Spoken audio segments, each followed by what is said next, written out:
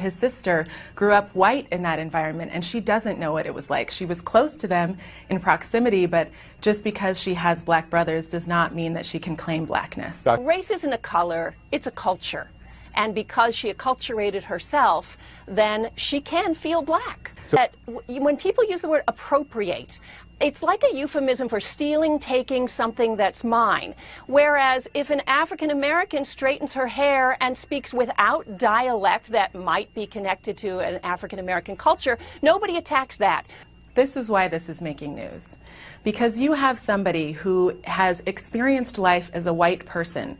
She was the white girl in the white town. I was the black girl in the black town. Those are not the same experiences. She lived her entire life as a white person and then decided one day that, well, because I went to the right school, I understand black culture, I understand black history, I know how black women wear their hair, I know how to use the mannerisms, that I can just be a black woman. Having the right hairstyle and knowing our history, thank you, white people, more people should understand our history. That does not make you black in this country.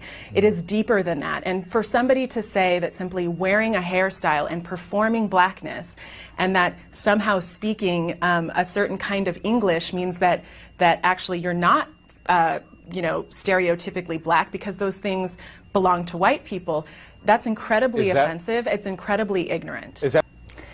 You know, I'm not here to speak to the mental health or the mental condition or mental state of Rachel Dolezal. What I can speak to is not what she is, but what she's not. And what she's not, she is not a black woman.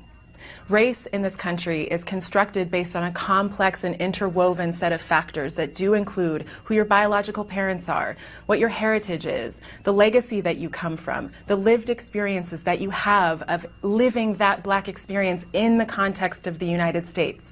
Rachel Dolezal has no claim to the legacy of blackness. What she can say is that she appreciates black culture, that she feels an affinity with black culture, and let's not forget where black culture comes from, whether we're talking about hip-hop, jazz, or certain dance styles. It comes from a place, a black place in this country, and a particular experience that must be acknowledged. And what is a black experience? I mean, when you know somebody's race, you know about as much of them as knowing their shoe size. I would love to be able to explain that to you, but I don't think you'll understand, Dr. Wendy. Okay. Can we just agree there's one race and it's the human race?